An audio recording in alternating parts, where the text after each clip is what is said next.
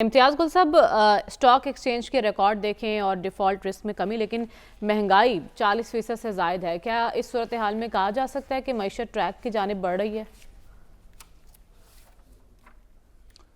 دیکھیں، جو معیشت مکمل طور پہ قرضوں پہ منحصر ہو وہ اس کا کولیپس ناگزیر ہو جاتا ہے۔ میں حیران ہوں، ہمارے ٹیلی ویژن پہ یہ باتیں ہوتی رہتی ہیں،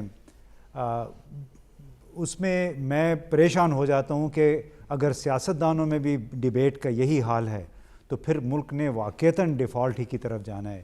دیکھیں، جس ملک کے کل آمدنی آپ کی 9,000 ارب ہو، آپ کے اخراجات تقریباً 16,000 ارب ہوں، صرف آپ نے بیرونی قرضوں کی مد میں آپ نے اگر 11,000 ارب دینے ہیں تو آپ کے پاس کیا رہ جاتا ہے بارگیننگ چپ؟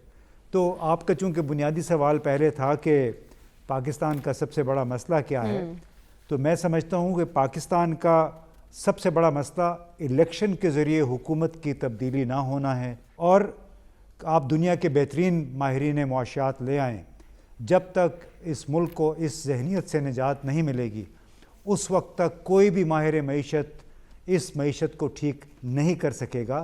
اس لیے کہ میں کئی جگہ پہ بات ہوئی، FBR میں بھی بات ہوئی، کہتے ہیں کہ ہم ٹھیک بھی کرنا چاہیں لیکن ہمارے وزیر آ کے کہہ دیتے ہیں آپ نے ٹیکس کلیکشن میں اضافہ کرنا ہے حکومت کی، یعنی جو لوگ آپ کے ریڈار پہ ہیں ان سے مزید آپ نے ٹیکس وصول کرنا ہے۔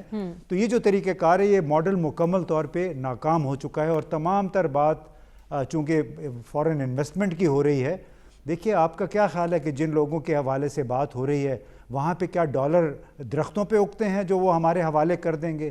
ایاز صاحب نے جو بات کی کہ کیا وہ دیکھ نہیں رہے، میں خیر پروفیسر صاحب نے بھی کی کہ اس ملک میں اس وقت رول آف لا کی کیا صورتحال ہے۔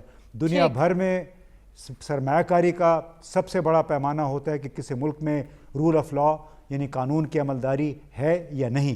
اس ملک کے حکمران آیا آپ کو ایک لیول پلینگ فیلڈ دیں گے یا نہیں؟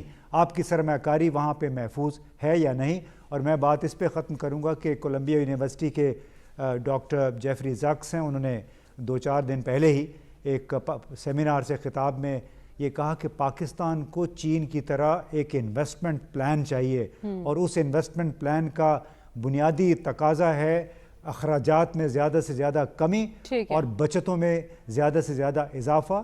اگر وہ آپ کے پاس نہیں ہے تو پھر یہ ملک معاشی استحکام کا خواب پھر خواب ہی رہ جائے۔ امتیاز گل صاحب، آپ کو کیا لگتا ہے مفاہمت کی باتیں کرنے والے نواز شریف صاحب 21 اکتوبر سے جب سے آئے تھے مفاہمت کی باتیں کر رہے تھے، اچانک ماضی کی تلخ باتوں کو یاد کر رہے ہیں، کیا مزاحمت کی جانب جانے کا ارادہ ہے ان کا؟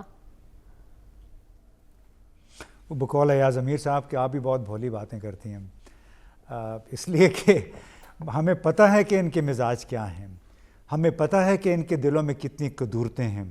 کچھ لوگ اس پہ پریشان ہو جاتے ہیں، جذباتی ہو جاتے ہیں، لیکن آپ نے دیکھ لیا کہ ادھر باپ بیٹا آپس میں ایک لحاظ سے بھیڑ بیٹھے ہیں، ادھر ان لوگوں کی کبھی ایک بات کر رہے ہیں کبھی دوسری بات کر رہے ہیں، اور آپس میں وہی جو میں ماضی میں نہیں جانا چاہتا تھا لیکن ابھی ہے کہ وہ سڑکوں پہ گھسیٹنے کی اور آج کل جو دشنام ترازی ہو رہی ہے، تو ہمیں اب تک یہ سمجھ جانا چاہیے کہ یہ لوگ جو ہیں، یہ ہماری قیادت جو ہے، ان کے دلوں سے قدورتیں نہیں نکلنی ہیں۔ اور انہوں نے جو میں شروع میں بات کر رہا تھا کہ جب تک پاکستان اس ذہن سے، اس مائنڈ سیٹ سے نہیں نکلے گا پاکستان ترقی نہیں کر سکے گا۔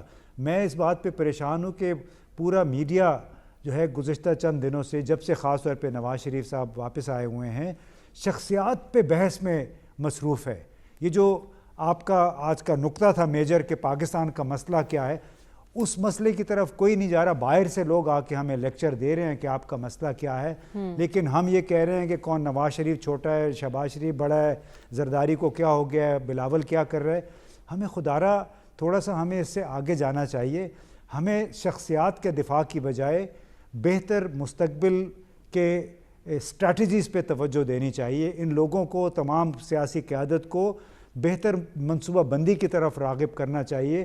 اس بات یہ کہنا چاہیے کہ اگر آپ اپنے ساتھ ایک اکنامک ماہرین معیشت رکھتے ہیں تو پھر ان کو کام بھی کرنے دیں، ان کو آزادی سے اپنی جو سفارشات ہیں یا اپنی تجاویز ہے اس پہ ان کو عمل درآمد بھی کرنے دیں. یہ نہیں ہو سکتا کہ آپ اپنی سیاسی ترجیحات کے مطابق اپنے مفاد کی خاطر کہہ دیں کہ یہ پیسے یہاں سے کاٹ کے وہاں لگا دو, وہاں سے کاٹ کے ادھر لگا دو. اس طرح سے یہ ملک چلنے والا نہیں ہے. پیپلز پارٹی کو پیچھے کرنے کے لیے یہ الائنس بنایا گیا, لیکن امتیاز صاحب آپ کی نظر میں یہ ایک بڑا الائنس جو سندھ میں ہمیں نظر آ رہا بنتا ہوا, یہ پیپلز پارٹی کے خلاف کارگر ثابت ہوگا؟ دیکھیے, پیپلز پارٹی کے پاس بہت ساری کیپٹیو آڈینس ہے, انہوں نے اپنی جڑیں ان کی بڑی گہری ہیں, اس کے لیے انہوں نے بڑے ایسے ذرائع بھی اختیار کیے ہیں کہ جو کہ بالکل جمہوری نہیں ہیں. غربت بے شمار ہے سندھ میں, وہاں سے ان کا توڑ بہت مشکل ہے. لیکن اب چونکہ بار بار ہم ایم کیو ایم کی طرف آ رہے ہیں تو ہمیں یہ ذہن میں رکھنا چاہیے کہ چاہے ایم کیو ایم ہے, چاہے باپ ہے, چاہے پیٹریاٹ ہے, چاہے فنکشنل ہے, یہ اس کھلونے کی طرح ہیں, اس مواد کی طرح ہیں جو بچے جس کے ساتھ کھیلتے ہیں اس کو پلیڈو کہتے ہیں.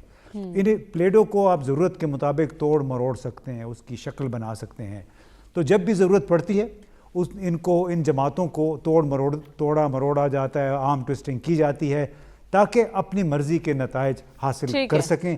اب اپنی مرضی کے نتائج کیا ہیں وہ آپ سب کو پتہ ہے, کیونکہ گزشتہ 1.5-2 سال کے دوران اس ملک میں جو کچھ ہوا